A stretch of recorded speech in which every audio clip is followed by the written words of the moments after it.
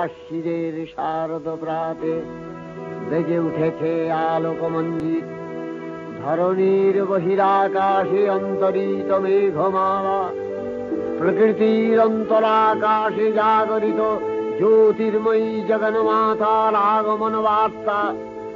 আনন্দময়ী মহামায়ার পদধ্বনি অসীম ছন্দে বেজে উঠে রূপলোক ও রসলোকে আনে নবভাব মাধুরীর সঞ্জীবন।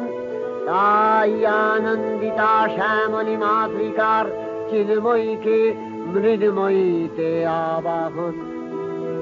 আজ চিৎশক্তি রূপিণী বিশ্বজননীর শারদশ্রী বিমণ্ডিতা প্রতিমা মন্দিরে মন্দিরে ধ্যান বোধিতা। মহামায়া সনাতনী শক্তিরূপা গুণময়ী, তিনি এক তবু